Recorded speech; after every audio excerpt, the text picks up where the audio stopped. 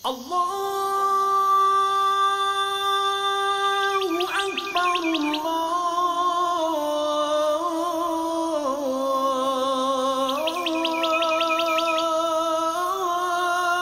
Allahu Akbar. Elhamdülillahi Rabbil alemin. Ve salatu ve selamu ala eşrefil mursalin ve ala alihi ve ashabihi ecma'in. Ve eşhedü en la ilahe illallah vahdehu la şerike leh. Lehul mulk ve lehul hamd ve huve ala kulli şeyin kadir. Ve eşhedü enne Muhammeden abdullahi ve rasuluh. Feşereha bihi sudura ve anara bihil uqula ve feteha bihi a'yunan umyan ve âzânen summan ve kuluban gulfan. Sallallahu aleyhi ve ala alihi ve ashabihi ve tabi'ine lehum bi ihsanin tesliman kasiran. يا أيها الذين آمنوا اتقوا الله حق تقاته ولا تموتن إلا وأنتم مسلمون يا أيها الذين آمنوا اتقوا الله وقولوا قولا سديدا يصلح لكم أعمالكم ويغفر لكم ذنوبكم ومن يطع الله ورسوله فقد فاز فوزا عظيما. Barcha maqtovlar ham ulug'lov Alloh subhanahu va taolaga bo'lsin. Payg'ambarimiz Muhammad Mustafa sallallohu alayhi va sallamga shin ko'nglimizdan chiqqan salovat sharifalarimiz erishsin edi. Hurmatli jamoat, bizning bir kunimiz ikkinchisidan narsa bilan ayrila. Erta bilan turdik, yo'nu, ertangi osh, ishga ketu. Kech bilan ishdan qaytamiz, barasida kirishincha. Kechki osh, yo'nu, yo'qlarga yatu.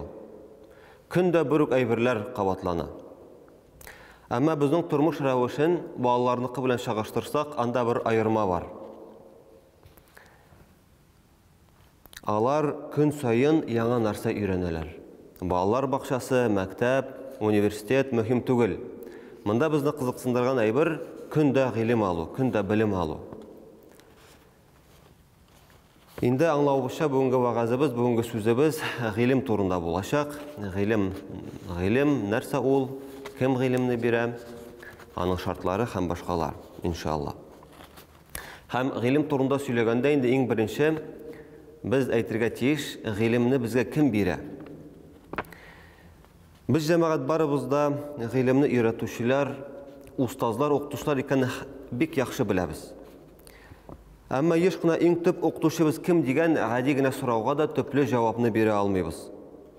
Shuni bilish kerak, adam balasi uchun eng birinchi, eng tüp o'qituvchi ul Alloh subhanahu va taolo. Dinni qadrlaw ham hurmatlaw esa Alloh taolo ilmin terantin o'zlashtiruv ham shul ilmlar negizida amal qiluvdan iborat degan so'z. Allah subhanahu wa ta'ala Mujadala surasining 11-oyatida ayta: "Yarfa'ullahu allazina amanu minkum wallazina utul ilma darajat." Ya'ni Allah subhanahu wa ta'ala sizning aradan iymon keltirganlarni ham bilimlilarni darajalar yog'idan ko'taradi deb aytadi. Ham endi biz bilamiz eng birinchi ingan oyatda "Iqra bismi rabbikallazi xalaqa", ya'ni seni borliqqa keltirgan Robbing ismi bilan o'qi deb boshlanadi. Alaq surasining 1-oyati. Hurmatli jamoat, biz baribizda Alloh subhanahu va taolaning darsini aluvchi. Biz onlardan darsni umrimiz bo'yi bu dunyoga avuz solgandan olib so'nggi mezgillarimizga qadar olamiz. Bu darsning boshida, oxirida vaqt yog'idan chegida yo'q. O'qituvchimiz bizning bilan har mezgil, har doim ul bu dunyoda to'g'ri yo'lni toparga yordam etuvchi. Ilmni beruvchi Alloh subhanahu va taolo. O'zi ilm narsasin ul. Ul nindi bo'la so'rovuna kelganda da ko'pchilik ishroqda biz eng ilk dunyoviy bilimlarni ko'zda tutamiz. Bu ilmlikning asl tabiatini bilmavdan kela. Yer yuzida adam balasına dunyoviy da, diniy da bilim bek kerak. Shunga da musulmon kishi har ikki tur ilmni da tegiz ko'rib o'rganirga tegish. Dunyoviy ilm bilan diniy ilm adam balasının iki qanoti. Birgina qanot bilan biz turmush olamida o'sha olmaymiz. Bu iki ilm bir-birini har chaq to'llantirib turadi. Adam balasının bosh miyine, ruhuna, qalbine her iki tür rizqda, iki tür ilmda bek kerak. Dunyoviy ilmlarda Alloh subhanahu va taolaning qonunlarini öğretiler, ham buni biz yaxshi anglarga tegish. Dini bilimler ise ruhımızı, canımızı terbiyeleu, saflandırу vazifasını üti. Bu iki ilim üzere ne kadar nıklı beylenişte bulun biz hadi gene misalda da göre alabız. Eğer de bizim canımızı, ruhımızı savut dip göz aldığına getirsek, anı şiştartıp duruşu dini ruhi ilimler bular. Eğinde şu savutqa salıngan su ol bizning dünyavi ilimler. Dünyavi ilimler şu savutqa salıngan su kebek. Biz bilamiz tek şişta savutqa salıngan suğuna faydalı hem bereketli bulaşaq. Pişirak kasega salıngan saf su bek tez arada faydalanırga yaraksız halga kileşek hem inde özünün hocasına hem eline tiredegilerge tek ziyan gına kitireşek. Yani adam balasının canı şişta bulmasa ol algan ilimlerinde, bilimlerinde naşarlıkta gına kullanacak. Bu iş şiratında dini hem dünyavi bilim birüşü ustazlarga da zor cevaplılık yüklü. Alar ikisi de dünyavi hem dini ilimlerini kişiler anına salalar. Şulay itip ilim aluda indi en mühim aybirlerini biz anlap işlerge tiyir ilim alganda. En birincisi indi ol, muhtaram cemaat, ol indi ilimnin cevaplılık, ilim alganda indi cevaplılık duyup iş itu. İlim alu hakkında söz barganda muhtaram cemaat şunu ista tuturga kerek. Üretüşü de, ürenüşü de Allah Teala karşısında cevaplılık duyup iş iterge tiyiş. Çünkü üretip kaldıran ilim için savap kişi ulgaçta amel defterine yazılığın devam eder. Şulay etip Peygamberimiz sallallahu aleyhi ve sellem onun turda bir hadis, Peygamberden hadis kile, Peygamberimiz etken, eğer de kişi ulsa, onun üç türlü ameline gene ecir savap yazılışı, ecir savap yazılışı sadakaga, ya ki faydalı ilimge, ya ki ana dua kılışı balaga ecir savap yazıla, başkaları tuqti deyip etken. Ecir savap yazılışı sadakaga indi meşit medrese, şifahane, tüzü, köpür saldırı, kuyu kazutu kibik faydalı ameller kire. Birinci aybir cevaplılık duyup işlerge deyip ettik. Hem indi ikincisi ilim alganda ol indi ilimnin maksatın anlap ilim alu. Müslüman kişi iktibar iterge tiyişi tağın bir nerse demek ol maksat. İlimnin maksatı bilen beyle. Hürmetli cemaat bilim alunun hikmetin maksatın anlap eşitü kerek. Bik yaşqına indi mektepte yukarı sınıflarda okuşu bağlardan sorasan ilim alının maksatı turunda alar bilmeyler, hem anlamıylar, hem anlatıp da biri almıylar. Şulayık bu studentlarının da kubisi ilim alının tüp maksatı ol maddi baylıqqa erişi dip güzelliği. Ama bizning bilim alubuzun tüp maksatı hürmetli cemaat canımızı, ruhımızı yaxşı, kerakli bilimler bilen bayıtu. Allah karşısında kılan amellerimiz, uy fikirlerimiz için cevaplılık duyup yaşav.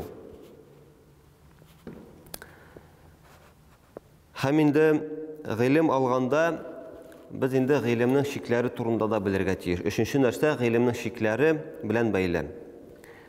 Peygamberimiz sallallahu aleyhi ve sellem ilim alu turunda köpmegine hadis Peygamberden köpmegine hadis kilse de Peygamberimiz nişiktir ilim alunun şiklerini bilgilemegen. Bigirek de mektep, üniversitet yaşından çıkan kişiler indi özlerin ilim aludan bir ne kadar kulemde azat dip oylay başlıyorlar. İyi işi de yok, yalan sözler de yatlısı yok, referatlar da yatlısı yok. Barısı da artta kaldı, barısından da azat imiş. Elbette bu barı tek yalgışuğuna. Anın yalgışı ikanin şolu hadislerden bile alabız. Peygamberimiz Muhammed Mustafa sallallahu aleyhi ve sellem bir hadisinde etken. Utlubul ilme minel mehdi ilel lehdi. Yani beşikten alıp lakitka kadar ilim alığız deyip etken. Beşikten alıp lakitka kadar ilim alığız. Cemaat ilim alırga mümkün deyip etmegen, alığız deyip buyurup kaldırgan. Hem eğer de indi şu hadisinin Arapça bariyatına karasak, anda utlubul ilme degen. Utlubu yani talep itigiz deyip шул фигыльне кулланган Пәйгамбәрбез. Таләп итегез, гыйлемне таләп итегез дип әйткән. Без шул безгә безнең хакыбызга кирсә, безгә кемдер нәрсәләр тиеш булса, мәсәлән, без бурычка бирсәк, акчаны һәм безгә кайтармасалар, biz нишлибез үзебезнең хакыбызны таләп итеп сорыйбыз. Бир инде, бирсәң бире аласың микән дип сорап йөрмибез, таләп итеп тугал күрсәтәбез безнең хакыбызны. Нигә соң алыйса, без гыйлем белән дә шулай түгел. Пәйгамбәрбез бит әйткән, гыйлемне таләп итегез дип әйткән.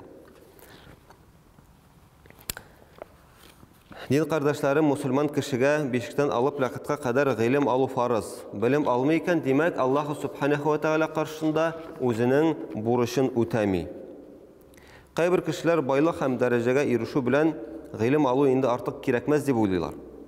Ләкин мөхтәрәм җәмәгать, җир йөзендә һәм рухи, һәм дөньяви белемнәр шул кадәр күп, аларны уку йортлары кысталарында гына үзләштереп бетерү мөмкин түгел. Кеше гомер буе гыйлем ала.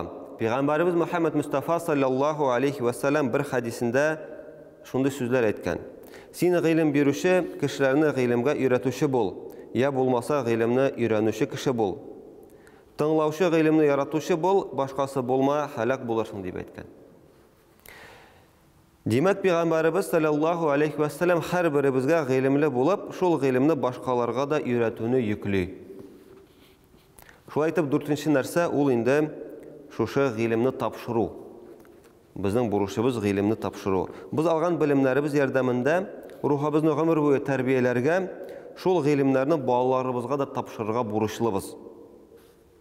Үзеңдә булмаган әйберне балада тәрбияләп булмый. Үрнәкнең башы үзебездә. Без белем алуда тырышлык һәм сабырлык күрсәтсәк, димәк, балаларыбыз да шуны күреп үсәчәк, иншалла. Аллаһ Тәгалә Кур'анда Инширах сүрәсендә әйтә, тик файдалы авырлыктан соң гына файдалы яхшылык килә дип әйтә. Шунысын яхшы аңларга кирәк, җәмәгать, аң белемгә хөрмәт белән караган гаиләдә генә балага дөрес тәрбия бирергә була. Бала безнең динебезне, дөньяви белемнәрне үзенә алып, алга таба киләчәк буынга түкми-чәчми тапшырырга тиешле кеше ул. Дини, рухи һәм дөньяви белеме шылбырында һәр буын нык булырга тиеш, чөнки ул шылбыр өзелергә мөмкин. Шуңа да белем алуга үз максат итеп кенә карау ярамый, хөрмәтле җәмәгать. Белем алу һәм аны файдалы гамәлләрдә куллану, алдагы буыннарга тагы да байытып, тагы да камилләштереп тапшыру, менә шулар хакында да уйларга кирәк. Вагазыбызның тамамлаганда инде, хөрмәтле җәмәгать, бер киңәш бирәсе килә. Менә кички якта мәдрәсәләрдә, мәктәпләрдә кички курслар бар. Шушы курсларга игътибар итегез. Анда игътибар итсәк инде күрергә була, зур әби бабайлар укып йөри. Алардан сорасак, әби бабай, апа, абый, уку җиңелме? Укып буламы дип? Кем шулай әйтер микән? Әйе, уку җиңел, вакыт та хәзер күп, хәл дә күп, хәтер дә бар дип әйтерләр микән? Барысын да киресенчә әйтәчәкләр. Аяклар да йөрми, башта хәтер дә юк, башта бер нәрсә калмый дип әйтәчәкләр. Менә шушы урында, хөрмәтле җәмәгать, әзрәк уйланып алырга урын бар. Шулай ук бүгенге көн бар икән, ул әле иртәгә җитәчәк дигән сүз түгел. Бүгенгәннән башлап, хөрмәтле җәмәгать, безнең бүгенге көнебез генә бар. Гыйлемдә, гыйлем юлына һәрберебезгә басырга кирәк. Әлбәттә, гыйлем алу җиңел эш түгел, яшьләр өчен дә ул җиңел эш түгел. Әмма Аллаһ субханаһу ва тааля һәм пәйгамбәр, Аллаһның пәйгамбәре саллаллаһу алейхи ва саллям безгә әмер итеп, аны фарз итеп куйдылар гыйлем алуны. Һәм Кур'ан-ы Кәримдә Аллаһ субханаһу ва тааля әйтә, biz ул аятны әйтеп үттек инде, Инширах сүрәсендә әйтә, инна ма'ал усри юсра. Инна ма'ал усри юсра, ягъни дөреслеккә файдалы булган авырлыктан соң гына файдалы җиңеллек табыла дип әйтә Аллаһ Тәгалә. Һәм Аллаһ Тәгалә бүтән бер аятында әйтә, юридуллаһу бикумул юсра ва ла юриду бикумул усра. Ягъни Аллаху Субханаху ва Тағала сезгә жеңіллік тілей, һәм Аллаху Субханаху ва Тағала сезгә ауырлықны теләми дип әйтә. Һәм инде бұларны барысында қушып, нәрсә әйтергә була? Русларда шунда әйтем бар: тяжело в учении, легко в бою дип әйтәләр. Гыйлем алу айы авыр эш, ләкин гыйлем ул безнең тормышыбызны асылда җиңеләйтә күпкә. Чөнки Аллаһ Тәгалә безгә гыйлемнәрне бирде, һәм һәрбер проблемаларны, һәрбер мәшәкатьләрнең шешелешен дә бирде.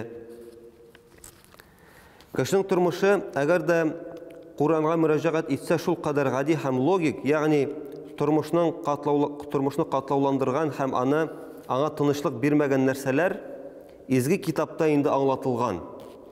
Һәм үзеңә җавап эзләргә һәм башыңны сындырырга кирәкми.